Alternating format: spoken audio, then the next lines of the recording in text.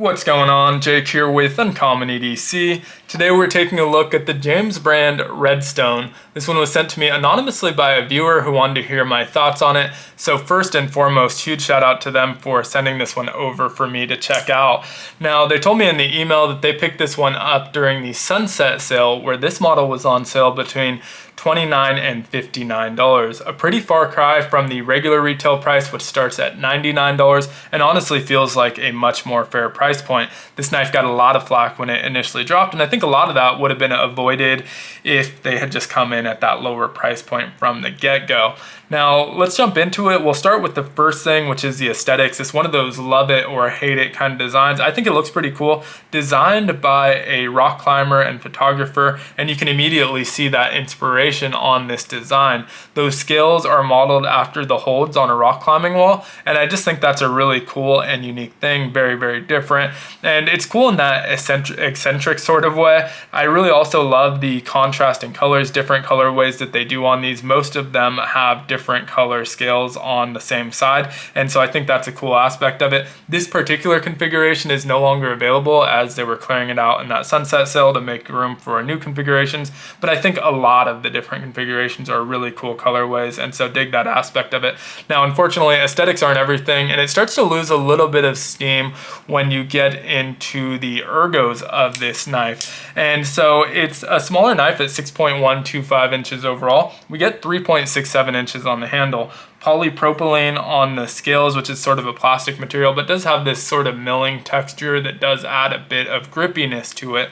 Now, I'm able to get all four fingers on that 3.67 inch handle, no problem, but immediately you notice a hot spot, or at least I notice a hot spot when I grab onto it. And it's a pretty mild hot spot, by far not the worst that I've ever had, but it is immediately noticeable from the moment I grab onto the knife. And so my first instinct is to creep back a little bit into the opening created by this gap in the scales. And that does eliminate the hot spot, changes it to a 3-finger grip, but I do have the lanyard hold to get that 4th finger on.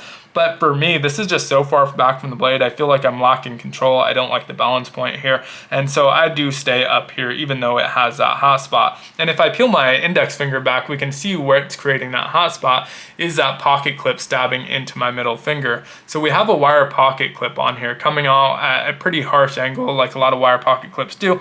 Probably wouldn't be an issue if we had just traditional scales on here that go all the way across. A big reason it's an issue is that it's a long pocket clip at a harsh angle that ends right about the same spot as the back scale ends.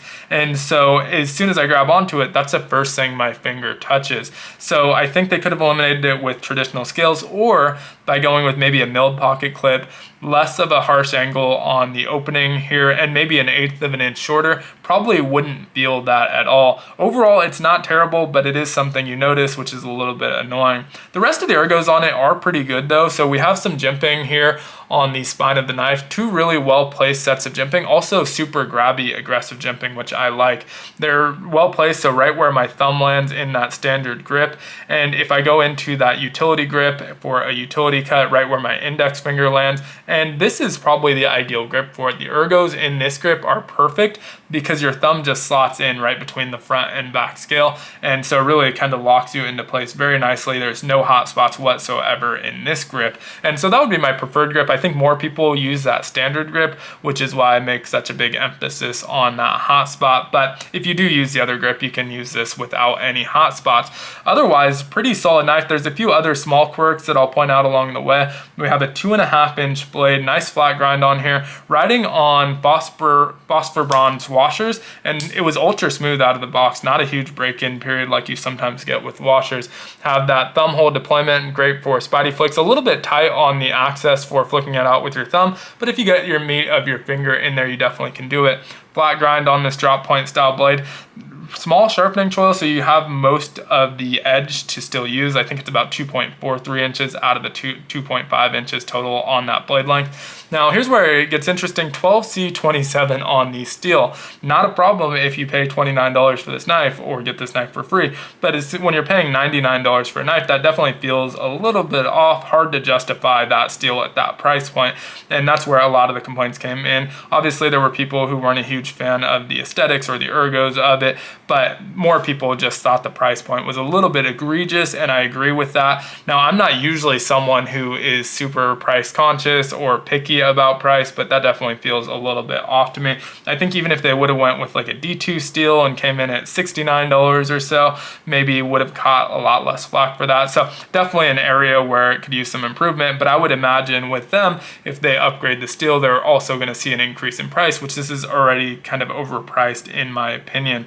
Interestingly, the liners here are integral, so not the cool kind of integral where it's milled out of titanium. It's a stamped and folded steel. Still kind of cool, has some weight saving in there. This is an ultra lightweight knife with these polypropylene scales that don't weigh a whole lot. I weighed it in at 2 ounces. I saw online it was listed at 1.9 ounces, but I weighed it in at 2 ounces.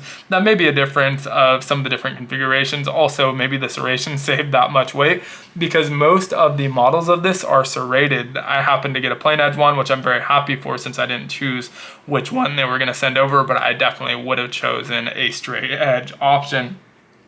Now, getting into some of the quirks of this one, has a slide lock, which works very effectively. It feels pretty good overall, and you see it's really in line in the closed position, but for whatever reason, when you flick that open, a lot of the times it ends up just kind of off skew. I don't know how well that's showing up, but you can actually move it just with your finger in that open position, and that's something that's not super present on an axis lock.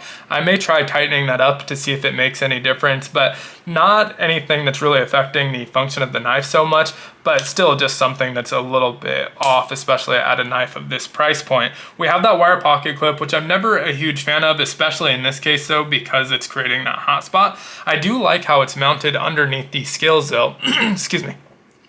Underneath those scales.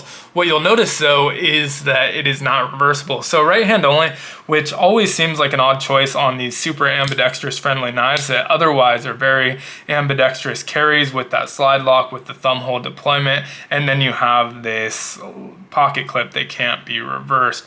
There is a lanyard hole that is mounted in the middle. I don't love the placement because if you're not using the lanyard, it tends to get in the path of the blade here and just be in the way all the time. See, if you're not grabbing onto it, you're pushing it towards that direction. And so you always have to be conscious if you're not holding on to that lanyard of where it is, making sure it's not in the path from keeping you from opening or closing the blade. And so not a deal breaker. I'm actually probably just going to remove it once I'm done with this video, but did want to leave that there to show. Overall, I think at a price point of $29 to $49 or so, I think it's a pretty cool knife. It's again not for everyone just because of those aesthetics. That hot spot is a little bit annoying. My wife didn't find it nearly as uncomfortable as I did. She really actually enjoyed both the look and the feel of this knife, how it opens. She's someone who likes to slow roll it with their thumb, and it's ultra smooth on those bronze washers, so that feels great. And I think it's a pretty cool knife that got a bad rap from the start because of a multitude of reasons. It definitely, there's merit behind all of those reasons, and I can see why. But at a $29 price point, I think it's pretty solid. I would rate it probably a good 7 or so overall out of 10. But as you start creeping up closer to that $100, $110 price point, that score goes down for me. And so if you can get one of these at a good deal, I think they're pretty cool. Titanium even makes some titanium scales for them, also fat carbon scales, which I think are pretty cool, but they are the same price as a knife, so I don't think I'm going to make that investment into this one. But would love to hear your thoughts on it down in the comments below. As usual, if you enjoyed the video, consider liking, commenting, subscribing, joining the channel as a member. All help the channel out a ton, and I hope you have a great one. Take care.